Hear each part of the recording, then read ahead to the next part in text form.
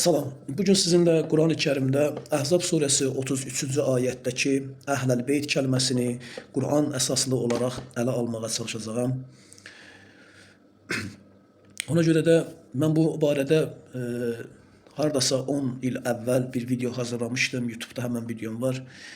Köhnə bir videodur. İstədim ki, bu barədə yenidən danışam və ayət üzərində geniş şəkildə Quran əsaslı danışaq. Çalışacağım yığcam olsun inşallah. Deməli, ayət Əhl-i Sünnə və Şiə məzhəbinə görə fərqli fikirlər söyləyirlər. Şiələrə görə burada qəsd edilən şəxslər xüsusidir. Dəlilləri isə ayətin əvvəlində qadınlardan da danışsa, axırına yaxın isə ənkum kəlməsi keçən, yəni innəmə yuridullahu liyuzhibə ankum kəlməsi ki var. Kum kişi cinsidir deyir burada. Ona görə də burada kişilər qəsd olunur. Yəni və ayətin əvvəl bundan qabaqki ayə və sonraki ayə beyt sözünün buyut olaraq cəmdə gəlməsini, amma burada əhləl-beyt olaraq təkdə gəlməsini qəsd edərək bunun xüsusi olduğunu düşünürlər və burada Fatimə xanımı Həsən, Hüseyin, Əli olaraq onlara aid olunduğunu və Məhəmməd Nəbiyə aid olunduğunu qeyd etmişlər ki, bunlardan başqasına aid deyil bu kəlmə. Amma Əhl-i Sünnə biraz geniş olaraq götürür ki, Peyğəmbərin ümumi olaraq bu ayət zövcələrinə aiddir. Bir dəstəsi belə demiş, bir dəstəsi nəinki zövcələrinə, hətta Peyğəmbərimizin qohumluq bağı olan əmisinə də, əmilərinə aid olduğunu da düşünənlər olmuşdur. Yaxşı, bu insanların fikirləridir və Allah elçisinin haqqında onun yaxınları barəsində bunların söylədikləridir. Bəs Quran nə deyir buna? Məsələn, biz ayətin birinci özünü oxusaq, ayət deyir ki, وَقَرْنَ فِي بُيُوتِكُنَّ siz qadınlar, yəni qərarlaşın buyutikunna, beyt sözünü cəmdə gətirib evlərinizdə, beytlərinizdə. وَلَا تَبَرَّجْنَ تَبَرُّجَ الْجَاهِلِيَّ الْأُولَى öncəki cahiliyyədə təbərruc edildiyi kimi təbərruc etməyin, yəni. Və aqimnəs-salah, salatı iqamə eləyin. Və atinəz-zəkah, zəkatı əta edin. Və ati'nəllaha və rasuləhu, itaat edin Allaha və onun rəsuluna. İnnəmə yuridillahu liyuzhibə ankumur ritsə əhləl-beyt və yutahhirukum tathira. İradəsi Allahın yalnız budur ki, sizdən ey evin əhli, Ənkum kəlməsi bildiyiniz kimi Quranda Əhləl-Beyt kəlməsi 2 ayətdə keçir. Bir Hud surəsində İbrahimin evinə gələn elçilərin evlat müjdəsi verdiyi zaman xanımın buna təəccüblənməsi üzərinə Allahın əmrinə təəccüb edirsiniz. Ey Əhləl-Beyt, ey evin əhli, Allahın salamı, rəhməti üzərinizə olsun deyə orada bir ifadə keçir. Orada da biz baxırıq ki, qadına danışırlar, amma kum zəmirindən gətirirlər. Çünki İbrahim də evin içində olduğu üçün kişi cəmlənməsi ilə cəmlənə bildiyini görürük. Yəni o deməkdir ki, yəni burada elçi də bura daxil olduğu zaman və elçiyə nisbətdə isə məsələn deyək ki, elçinin var, deyək ki, 4 dənə, 5 dənə ilə 10 dənə xanımı var.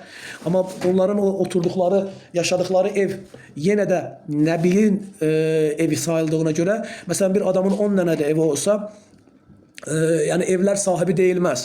Ev əhli. Yəni Peyğəmbər üçün onların hamısı bir ailə hesabında götürülür. O, yəni məntiqlə baxdığımız zaman təəssüf eləməsək, başa düşürük ki, burada qəsd, yəni ənkum, ey əhləl-beyt, sizdən evin əhli, ritsi dəf etmək istəyir Allah və yutahhirukum təthira, sizi təharətləyərək, tam bir təharətləmək istəyir deyə bir ifadəsini görmüş oluruq. Baxın, xahiş edirəm, ümumi olaraq təharət sözü Quranda xilas olmaqdır. Yəni səni psixoloji və fiziki olaraq narahat edici durumdan qurtuluşun adı təharətdir. Bunu Maidə surəsi və Ali İmran surəsi 55-ci ayədə İsa'nı kafirlərdən təharətlənmək sözündə və yaxud da qadınların istihazə, heyz məsələsi haqqında danışılan Bəqərə surəsinin 221-222-ci ayələrində keçir bu ifadə ki, səndən heyz barəsində soruşsunlar. O barədə danışanda onlar təharətləndikdə, yəni o haldan qurtulduqda onlara yaxınlaşmağa icazə verdiyi məsələsi üzərindən anlayırıq ki, yəni təharət xilas olmaqdır. Nədən xilas olacaqlar?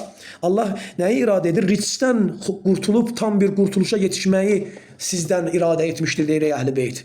Rits Qurana görə nədir mövzusuna Quranla baxacağıq biz. Bu ayədə 2 mühüm termin var. Əhl-i-Beyt və rits. Yəni ritsdən qurtulma, arınma. Aydın oldu. Ayə əmr cümlələri ilə başlayır. Qərar tutmaq, təbərruc etmək. səlatı iqamə etmək, zəkatı əta etmək və Allaha və onun rəsuluna isə itaət etməkdən söhbət gedir. Deməli, paklaşdırılma, itaət və iman şərti ilə bağlıdır. Yəni bir şeyin paklaşdırılması üçün burada əsas kök nəyin üzərində qurulmalıdır? İman şərti ilə bağlıdır. Avtomatik nəsəb imtiyazı deyil yəni. Yəni bir adam bunu nicah bağına və yaxud da qan bağına, qohumluq bağlarına aparıb bağlaya bilməz. Deyəcəm niyə? Ric nədir deyə bir sual qoysaq, Quran daxili açıqlamalar, yəni Allahın kitabında açıqlama, ric bərabərdir şirk və küfür. Məsələn, Tövbə 28-də Allah deyir ki, ya eyyuhellezine amenu innema müşrikinə nəcəsin. Təbii ki, nəcis sözü ric sözündən fərqli bir ifadədir. Birdən kimsə bunu irad tutar. Bunun fərqindəyəm. Əslində nəcisin özü ricistəndir. Anlaşılır demək istəyirəm. Yəni iyrənclik baxımındandır. Ricsin bir növüdür. Ona görə də yəni bunu gətirmişəm. Amma sözün fərqli kökdən qaynaqlandığını mən də yəni bilirəm, fərqindəyəm. Burada murdarlıq maddi deyil, əqidəvi murdarlığın olduğunu görürük. Çünki normalda bir insan çinmiş də ola bilər, tərtəmiz də ola bilər. Ay o yaxşı tərləməsə necə? Anlaşılır demək istəyirəm. Yəni bunu fizikiyə bağlamağın anlamı yoxdur. Şərik qoşan insanların fikirləri, danışıqları, əməlləri həqiqətən də tavhid tərəfdarları tərəfindən həmişə baxdığın zaman təbii ki, tavhid, sağlam düşüncəli insanlar bu şərik qoşan insanların bütün yaşayış tərzinə baxsa iyrənc dolu şeylərlə dolu olduğunu görəcəklər yəni. Ric bərabərdir münafiqlik barəsində ayət var. Tövbə 95-də innahum ritsun və mə'vahum cəhənnəm ifadəsi ilə onlar ricistirlər və sığınacaqları cəhənnəmdir deyilə bir ifadə keçmişdir. Münafiqlərdən söhbət gedir. Ayənin ümumi pasajına, kontekstinə baxdığımızda deməli ric bərabərdir şirk, üstəgəl nifaq, üstəgəl küfür sistemini ortaya qoymuş olur. Üçüncü, rici anlamağımız üçün ayətlər gətirəcəm inşallah. Digər bir mühüm məsələni istəyirəm xəbər verim sizə ki, o da Nuhun nümunəsidir. Əhl anlayışının Quran belə deyək də prinsipində ortaya qoyulur ki, biyoloji oğul amma əhl sayılmır deyə düşünməyinizi istəyirəm. Hud surəsi 45-ci ayəsində və nadə Nuh Rabbəhu, Nuh öz Rəbbinə deyir, nida elədi ki, fəqal beləliklə nəticədə dedi, Rabbi inni ibni min əhli, Rəbbim həqiqətən mənim oğlum mənim əhlimdəndir. Fikir verirsiniz? Allah'a deyir ki Rabbim həqiqətən mənim oğlum mənim əhlimdəndir. Cavab nədir? Allah nə deyir? Qale ya Nuh innehu leyse min əhlik. Ey Nuh sənin əhlindən deyil. Yəni Allah burada Nuhun oğlu olduğunu inkar eləmir. Bəziləri deyir ki yox, Nuhun oğlu məsələn onun əhli deyildi, qadını ona xəyanət etdiyini deyir bir ayədə, onu başqasından qazanmışdır. Amma ayət demir ki, yəni bu iftiradır həqiqətən də, olmaz belə bir şey gətirmək. Sadəcə bunu deyən adamlar xain insanlardır. Ayət deyir ki, Allah demədi ki, o sənin oğlun deyil. O dedi, sənin əhlindən deyil. Baxın, xahiş edirəm. Oğlu olduğunu inkar eləmir Allah. Amma əhli olduğunu qəbul etmir Allah. Niyə? Çünki innehu əməlu qeyri salih. Çünki həqiqətən o qeyri salih, yəni salih olmayan əməli salih olmayan biridir yəni. Deməli, salih əməli olmayan biri, islah edici əməli olmayan biri heç bir zaman sənin əhlindən ola bilməz ey nəbilər anlayışını ortaya qoymuş olur. Buradan biz anlayırıq ki, salih əməli olan kəslər Əhl-i Beytdən sayılmalıdır. Çünki Nuhun öz oğlu əməli salih olmadığı üçün əhlindən sayılmadı. Bəs yaxşı, əməli salih olan biri Nuhun oğlu olmasa belə Nuhun əhlindən sayıldı mı? Ona da cavab verir Quran. Nuhla gəmidə olanları Nuhun əhli olaraq göstərmiş olur ayətdə. Biz inşallah deyəcəyik onu da. Burada Qurani prinsip qurulur. Nəsəb deyil əhl olaraq iman və əməl ortaya qoyulur. Yəni salih əməli və imanı ortaya qoyulur. Nuh'a iman gətirənləri və əməllərini islah edənləri Allah Nuhun ailəsi olaraq göstərəcəkdir. Zövcələr nümunəsi ailə əhl-i beyti ola bilməz. Təhrim surəsi 10-cu ayətdə Daraballahu məsələn lillezine kəfəru imra'atu Nuhin və imra'atu Lut deyir ayə. Allah kafirlərə Nuhun və Lutun zövcələrini misal çəkdi. Onlar iki dənə nəbinin evində idilər, amma iman etmədikləri üçün əhl sayılmadılar. Anlaşılır ne demek istəyirəm? Yəni əslində Quran-Kərim həm Əhl-i Sünnənin, həm də Şiənin qan bağı məsələsi ilə, nikah vasitəsi ilə olan ailə bağlarının elçinin Əhl-i Beyti olmasına, yəni nübüvvət məsələsinin əhlindən olmasına girmədiyini göstərir. Deməli burada önemli olan nikah değil. Önemli olan bir elçinin, bir peygamberin belindən gəlmək və yaxud da ondan qohum əlaqəsində olması değil. Məsələ ona iman gətirməyə bağlı olan bir məsələdir. Devam edirik. Kur'an bize Tahrim suresi 11. ayada buyurur ki وَضَرَبَ اللّٰهُ مَسَلًا لِلَّذ۪ينَ آمَنُوا اِمْرَأَةِ فِرْعَوْنَ. Bakın xahiş edirəm. Tahrim 11. ayada Allah iman gətirənlərə Firavunun zövcəsini misal çəkdi deyir. Bu aya Kur'an'ı qaydanı təsdiq edir. Yəni önemli olan nedir? İman, Əhl-i Beyt məntiqi bağı, nəsəb, bərabərlik qəti meyar değildir. Yani iman əsas meyardır. Əhl-i Beyt məntiqində iman bərabərliyinə bağlayır Əhl-i Beyti. Nəinki nəsəb əhlinə, nəsəbə bağlasın. Yəni bu əhlini ora bağlamaq doğru olmur. Misal verək, Nuhun arvadı Musa'nın Əhl-i Beyti sayıla bilərmi indi burada? Necə olur Nuhla gəmiyə minənlər, ona iman gətirənlər Nuhun əhli sayıldı? Amma Firavunun arvadı iman gətirdiyi halda, yani kime? Musa'ya iman gətirdiyi halda da yani onun əhlindən sayılmasın. Anladınız yəqin ki nə demək istədiyimi. Devam edirəm. Bir adamın hansısa bir elçinin, yani Nəbi olan Resulun qohumu olması onu xilas edərmi? Yoxsa etməzmi? Biz baxırıq ki, Nuhun oğlunu xilas etmədi. Məsələn, Məsəd surəsi 1. ayətdə baxırıq ki, Təbbət yedə Əbi Ləhəbin və tabb. Əbu Ləhəbin əlləri qurusun deyə bir ayət keçməkdədir. İddianız budur ki, ey sünnülər və şiyələr, Əbu Ləhəb Peyğəmbərin əmsidir. Həm qan bağlılığı var, həm qohumudur, amma qurtulmadı. Allah da ona Əbu Ləhəbin əlləri, yəni qüdrəti, gücü qurusun, qurudu da deyə bir ayət gətirmişdir. Və həlak olanlardan oldu, Qur'anın təbirinə görə. Tamam mı? Yəni bu Əbu Ləhəbin əmsi olub olmadığı mənim üçün önemli değil. Amma siz bunun əmsi olduğunu ki iddia edirsiniz, amma baxırıq görürük ki qurtulmadı. Deməli, məsələ burada Əhl-i Beytdə qəsd iman önemlidir. Hamınız bunu yaxşı bilirsiniz ki, əgər Əli iman etməsəydi, əgər Zəhra iman etməsəydi, əgər Fatimə iman etməsəydi, Həsən Hüseyin iman etməsəydi, kim iddia edə bilərdi ki, o Əhl-i Beyt onlara aiddir? Deməli, işin kökündə duran məsələ iman məsələsidir. İman. Kur'an qohumluq üzrə sevgi şərti qoymur əslində. Baxın, xahiş edirəm. Bəziləri Şura suresi 23. ayeti qohumluq sevgisi diye tərcümə edirlər. Amma ifadədə mən həmişə demişəm bu sözü, zil qurbə ifadəsi keçməyibdir. Əqrabun sözü keçməyib. Fil qurba ədatı keçmişdir. Yaxınlaşdırma içərisində olan bir mavaddət tələb olunur. Anlaşılır demək istəyirəm. Yalnız burada tərcümə xətası işi insanların beynində fərqləndiribdir və insanları bu şəkildə aldatmışlar. Mövzumuz bu deyil. Mücadilə surəsinin 22. ayəsinə baxırıq. Allah buyurur ki, "Lə təcide qavmen yu'minu billah" ifadə. Elə bir toplum tapa bilməzsiniz ki, Allaha və axirət gününə iman gətirmiş olsun. Sonra da yubadduna min haddallah. Allah'a qarşı həddi aşanlara bir məbəddət bəsləsinlər.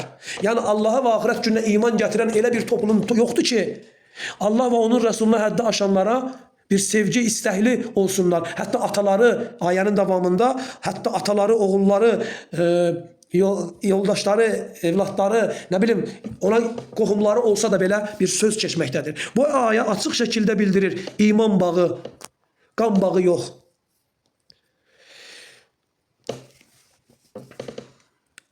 Allah Teala Tövbe suresi 112. ayada buyurur ki "Et-taibunel abidunel hamidunel saihunel rakiunel sacidun." Tövbe edenler, ibadet edenler, hamid olanlar yani hamd edenler, rükû edenler, secde edenler ve seyahat edenler veya da siyam edenler diye de deyilebilir.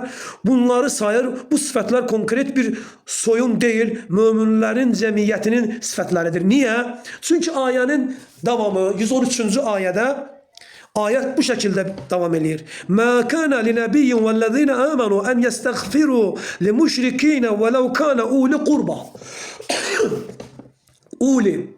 Bakın yine deməli Şura 23'te en azından ya uli olmalı ya zəzizu edatı olan sahiplik bildiren kelime olmalıydı ki biz qurba edatının qohumluqla alakalı olduğunu anlayaq. Ama fi edatıyla asla gelmeyip Kur'an'ın hiçbir yerinde qurbanın fi edatıyla gelişini kimse gösterip bu qohumluq alakası için işlenip bu şekilde diyebilmez. Anlaşıldı.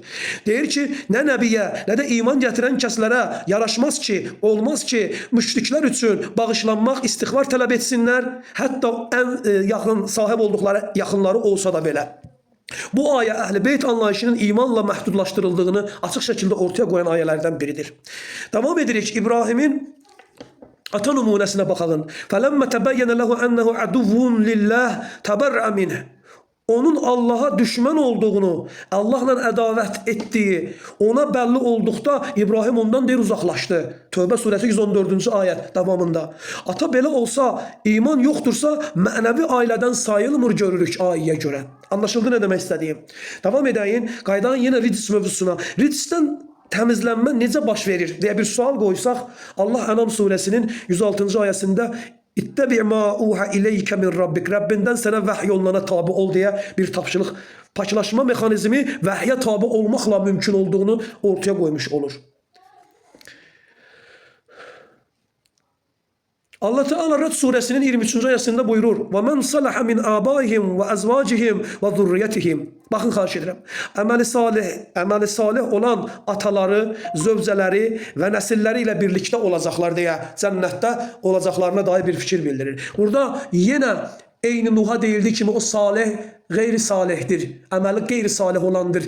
Senin ehlinden değil. Burada ise emeli salih olanın, salihlerden olan ataların, zövcələrin ve zürriyetlerin bir arada olacağını ortaya koymuş olur. Şart ne olur yine? Emeli salihlik olduğunu ayet göstermiş olur bize. Ben bunları kısa deyirəm ki, isteyenler bunları daha geniş detaylı anlamak için baksınlar inşallah. Vakıa suresi 79. ayete dikkat elədikdə la yemassuhu illal mutahharun.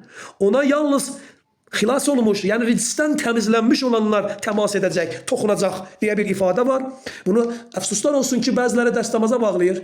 Bəziləri isə düzdür ridisten temiz olmağa bağlasa da yalnız sırf olarak bu hasarlanarak yalnız 5 şəxsi ayettir və yaxud da 14 şəxsi ayettir deyərək qısaltmağa çalışırlar. Bu da doğru değil. Pak olanlar vəhyə tabi olan möminlər olduğunu bilməyiniz lazımdır. Bu Əhzab suresi 33'teki tahir ile paralel kurulan bir məsələdir. Doğru qurulur. Amma Əhzab suresi 33 hasarlanmamalıdır. İmana bağlı məsələdir çünkü. Devam edirik. Kur'an'ın nəticə Əhzab suresi 33'teki Əhl-i Beyt kimlərdir diye bir sual qoysaz, bütün ayələr birlikte okunduqda Kur'an'ı model onu bize belə bir formada ortaya koyur. Əhl-i Beyt peygamberin vəhyinə itaat eden 1. 2. Şirkten uzak duran, 3. Nifaktan temizlenen, 4. Salatı ikame eden, zekatı eta eden ve Allah'a ve onun Resuluna itaat ehli olanlardır. Bu 4-5'incisi yani müminler cemiyetidir. 5 tane ortaya gelen şey çıkır. Bu anlayış biyoloji aile ile məhdud değil, iman ailesini ifade edir. Yökin Kur'an formulu, Kur'an'a göre Əhl-i Beyt iman beraberliğidir. Salih üstüne gel yani salih emel. Yani iman teklikte yetmir ha. Ben inanıram demek bitmir. Emelin ve imanın bir yerde beraberdir Əhl-i Beyt'e. Nesab zaruri şart değil yani burada. Nuh'un oğlu ehl sayılmadı. Firavun'un zövcəsi iman ettiği için seçildi. Ebu Leheb İddianıza göre Nəbinin qohumu olsa da həlak oldu deyir ayə. Deməli, Əhzab suresi 33'teki Əhl-i Beyt peygamberin getirdiği vəhyə iman edip itaat eden, ridisten temizlenen müminler zümrəsidir. Bu Kur'an'ın daxili ayə kontekst prinsipiyle kurulan vahid teoloji modeldir. Sonda size bir şey göstermek istəyirəm. Deməli, eğer dikkat eləsəniz, Allah Teala Hud suresinde biz getirdiğimiz ayette ki bayaq əvvəlcədən demiştik bunu. Qalu etəcəbinə min əmrillah. Yok özür istəyirəm bu Hud suresi 73'te ki siz Allah'ın əmrinə təəccüblənirsinizmi? Ətəcəbinə qadın cinsində təəccübləndiyini deyir. Həmələtullah və bərəkatuhu. Yəni yox, rəhmətullahi və bərəkatuhu. Həmələtini görmədim, üzr istəyirəm. Rəhmətullahi və bərəkatuhu. Allahın rəhməti və öz bərəkəti aleykum sizin üzərinizdə olsun. Əhləl beyt innəhu hamidun məcid. Həqiqətən o Allah hamiddir, məciddir deyə bir ayət keçir. Bu ayət sadəcə bu iki yerdə keçmişdir. Buradan sübut olunur ki, İbrahimin həyat yoldaşı iman edenlerden idi və sonda nəyə gətirmək istəyirəm? Səffat surəsi 75 ilə 76-cı ayada dedim ki, Nuhun əhli deyir Allah kimə? Baxın, وَلَقَدْ نَادَانَ نُوحٌ فَلَنِعِمَ الْمُجِيبُونَ. Nuh bizə yalvardı deyir. Nida elədi. Bizi çağırdı yəni.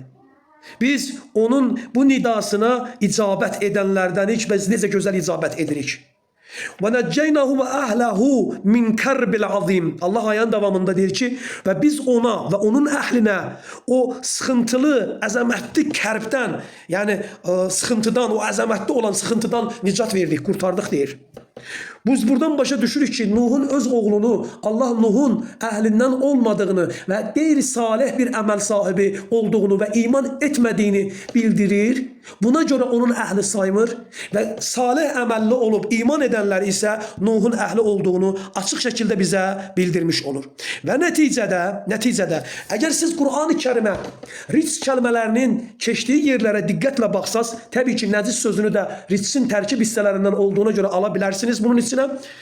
En azından bunu göreceksiniz. Yunus suresi 100. ayə. Ağlını işletmeyen herkes ricistir. Yani her türlü mırdarçılığı edenler, danışanlar olduğunu göreceksiniz. 2. Ve bu yani Yunus yüze göre ağlını işletmeyen kəslər əsla əhl-əl beytə girməz. 2. İçki, qumar, fal, bütlər bunlar ricistir. Bundan uzak olmayanlar əsla əhl-əl beytə daxil olmaz. Maidə 90. 3.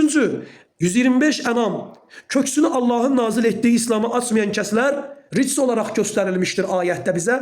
Oydu ki bunlar əhl-i beytə girə bilməz. 4. Ənam 145'e baktığımız zaman Allah yeyilmesi qadağan olan 4 kısım əti və atdik, yəni leşi, qanı, axıcı qanı yəni Allah'tan qeyri üçün kəsiləni və bir də donuzun ətini haram olduğunu bildirir və ric deyir orada bunlara. Bəziləri deyir ki, bu yalnız ətə aiddir, donuzun ətinə aiddir. Olsun, önemli değil. Ric adlanan şeylərdəndirsə də, yəni işarə var, ric kəlməsi ilə sayılan 4 şeyin içində keçirsə, deməli Allah'ın qadağan etdiyi şeyləri məcbur qalmadığı halda yiyən insanlar ne olur? İster istemez Əhl-i Beyt zümrəsinə girməkdən xaricdə qalmış olur. Devam edirik. Əraf 71'e baktığımız zaman Allah'tan heç bir dəlili olmadan nazil edilen ilahi kitaba əsaslanmadan ata babalarının uydurduğu din müdafiə edərək din yaşayan kəslərə ric deyildiğini ayət kontekstində görmüş olursunuz. Və bu cür olanları yenə Əhl-i Beyt zümrəsinə, yəni Nəbinin iman əhlinə, nübüvvət əhlinə daxil olmadıklarını görə bilərsiniz. Tövbə 95'te qeyd etdik ki, Allah yolunda mübarizə etməkdən boyun qaçıran, dildə müsəlman, qəlbdə isə kafir olan münafiqlik edənləri də ric adlandırdığını qeyd etmişdik. Tövbə 125-ci ayədə Allah'ın nazil etdiyi ayələrə iman etməyən və ayələri ələ salan və onu oyuncaq hesab edən, Qur'anın yetərli olduğuna iman etməyənlərin ric olduğunu bildirmiştir. Deməli, bu cür xislətdə olan insanlar Əhl-i Beyt sayıla bilməz. Yalancılıq edib boş sözler danışanlar ve Allah'tan qeyrisini pərəstiş edənlərdə Həc surəsində ric olarak gösterilir. Allah deyir ki, bu cür işlərlə məşğul olanlar Əhl-i Beytdən sayıla bilməz deməli. Və Tövbə 28-ci ayətində də nəcis sözü ilə gətirilən bir ifadə ilə şirk qoşanları ric, yəni murdar, nəcis adlandırmışdır, iğrənc adlandırmışdır. Gördüğünüz kimi əgər Qur'ana baxsaq görərik ki Allah nələr ric, yəni mırdar, iğrənc olduğunu bildirib adlandırmışdır. Bu təbii ki mənəvi, əməli baxımından bir xarakterin iğrəncliyini göstərən bir ifadə olarak gösterilir. Əhzab surəsi 33-cü ayəsindəki o pak təmiz olan Peyğəmbər əhlindən olanlar məhz bu ricdən, Qur'anın dediği bu şeylərdən özlərini təmiz tutanlar, uzaq duranlardır. Deyəl, indi burada bir nəticə olarak son sözüm bu olsun. Biz inkar eləmirik ki, Əli və yaxud da sözün düzü açığı desək Qur'anda bu adların yeri də yoxdur. Bu tarixi bir isimlərdir. Qur'an bizdən Əlini, Fatiməni, Həsəni, Hüseyni soruşmayacaq qiyamət günü. Nə də Öməri, Əbu Bəkiri, əshabasını soruşmayacaqdır. Qur'anı əməl etdikmi? Onu soruşacaqdır bizdən. Amma biz belə deyək, hüsnü zənn edəyin və bunu da deyək ki, həqiqətən də şiələrin dediyi şəxslər tarixdə yaşayıbdır, olubdur, tarix bunu düz yazıbdır, onlar dediyi kimidir. Və yaxud da sünnilərin dediyi ki, doğrudur, onların dediyi kimidir. Tamam, bunlar ən azından Əhl-i Beytdən sayılmaları üçün biz bunu inkar eləmirik ki, Hüseyin Əhl-i Beytdən olmasın. Fatimə, Həsən, Hüseyin və yaxud da xanımları Əhl-i Beytdən olmasın. Olsunlar. Amma siz də bilirsiniz ki, şərt burada nədir? İmandır. İman etməsələr əsla Əhl-i Beytdən sayıla bilməzdilər. Doğrudur ya yox? Hamınız deyəcəksiniz ki, bəli, doğrudur. Əhl-i Beyt şərt odur ki, iman etsinlər. Kimsə Peyğəmbərin gətirdiyi vəhyə iman etməsə, onun vəhyinə tabi olmasa, o vəhyə uyğun yaşamasa əsla Əhl-i Beytdən sayıla bilməz. Zaten şərt bu deyilmi? O zaman bu şərtə uyanlar, Qur'anın ric dediği şeylərdən arınanlar, arınmağa çalışanlar, onlar bu zümrənin içine daxil ola bilərmi? Yox, ola bilməz deyənlər paxıl insanlardır. Niyə olmasınlar ki? Allah Qur'anda Nuhla birlikdə gəmiyə minənləri onun əhli deyə bilir. Siz bunu xəsislik göstərərək niyə qavağını bağlamağa çalışırsınız ki?